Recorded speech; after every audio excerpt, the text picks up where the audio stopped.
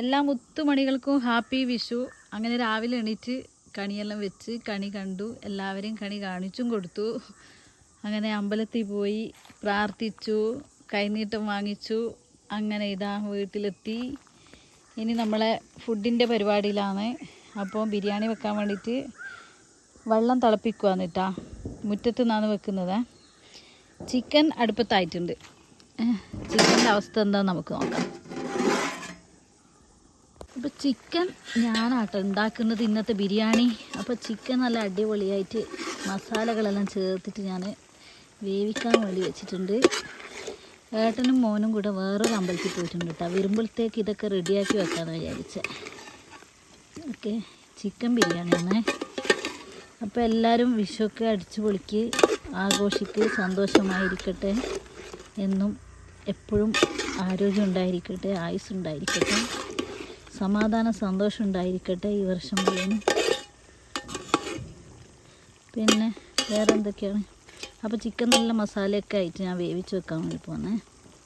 അപ്പോൾ ചിക്കൻ കിടന്ന് നന്നായിട്ട് വേവട്ടെ ഇവിടുന്ന്. ഇനി അടുത്ത വലിയൊരു പരിപാടി ഉണ്ട് കേട്ടോ, അലക്കൽ പരിപാടിയേ. അതിനിപ്പോൾ തീർന്നാലേ സമാധാനം ഉണ്ടാവുള്ളൂ. എന്നിട്ട് വേണം നല്ല ചൂടുള്ള ബിരിയാണിയെല്ലാം കഴിക്കാൻ. വീട്ടിലെ ഏറ്റവും വലിയ പരിപാടി എന്ന് പറയുന്നത് അലക്കൽ തന്നെയാണ്. അലക്കൽ കഴിഞ്ഞാൽ അവിടെ സമാധാനമായി. ഭക്ഷണം വെച്ചുണ്ടാക്കുന്നതൊന്നും അത്ര വലിയ ബുദ്ധിമുട്ടില്ല. ഈ അലക്കൽ പരിപാടി കാണുമ്പോൾ തന്നെ തല ഇറങ്ങാൻ തുടങ്ങും. അലക്കലങ്ങ് കഴിഞ്ഞ് കഴിഞ്ഞാൽ സമാധാനം. പണി ഒരു 3/4 ഭാഗം കുറഞ്ഞ പോലെ ഇരിക്കും. നമ്മൾ തക്കാളി ഉള്ളിയും വേവാൻ വേണ്ടി വെച്ചിട്ടുണ്ട് കേട്ടോ. നമുക്ക് നോക്കാം. നാളുകളേറെ കാത്തിരുന്ന മുഖമല്ലേ നീ തന്നെയാണ് ഞാൻ തേടിയ എൻ്റെ ഹാജത്ത്.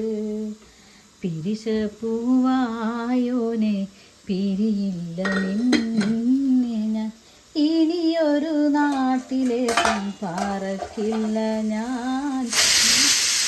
അങ്ങനെ വിസിലും വന്ന് ഞാൻ പോയിച്ചു കേട്ടോ. വിസിലും വന്ന് എൻ്റെ പാട്ടും പോയി.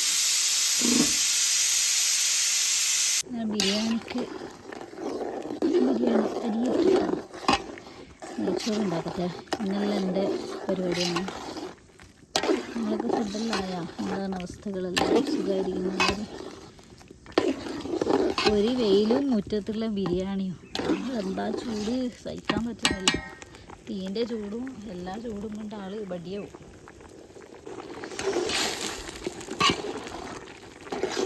ഈ അരി നല്ല വേവുണ്ട്. കുറച്ച് നേരം വേവുണ്ട്. കുറച്ച് വെള്ളം ഉപയോഗിക്കണം.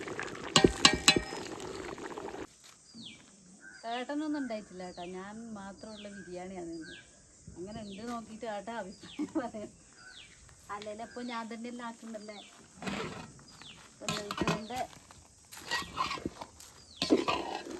ലാസ്റ്റ് ഘട്ടത്തിലേക്ക് എത്താൻ വേണ്ടി പോകുന്നു ഗൈസ്. യാ മോനെ, ഏതാ ചൂട്!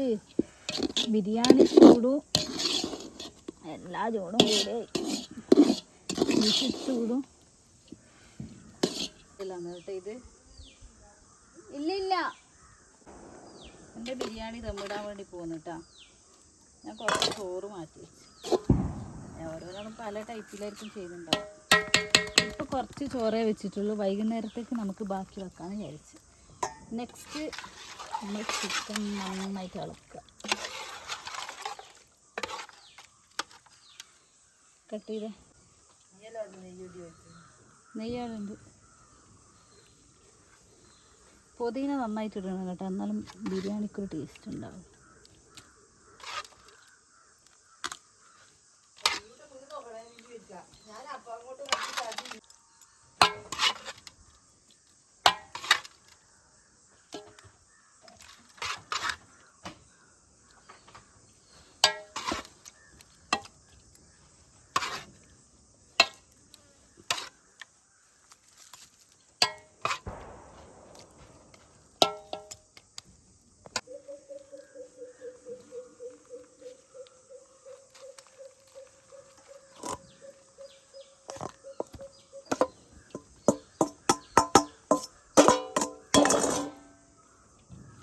ഇപ്പോൾ കുറച്ച് ബിരിയാണി വെച്ചിട്ടുള്ളൂ കേട്ടോ. വൈകുന്നേരത്തേക്ക് എല്ലാവരും വന്നിട്ടാകുമ്പോൾ അന്നേരം ആക്കാമെന്ന് വിചാരിച്ച്. ഇതിപ്പോൾ നമ്മൾക്ക് ഉച്ചക്കേക്ക് മാത്രമുള്ള ബിരിയാണി.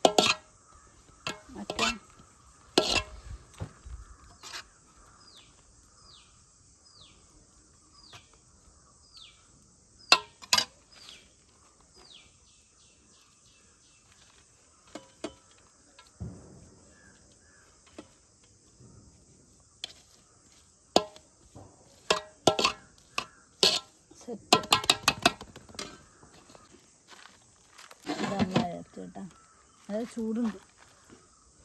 ഓക്കെ, തീയുണ്ട് കേട്ടോ. ഇവിടെ കുറച്ച് കിടക്കട്ടെ.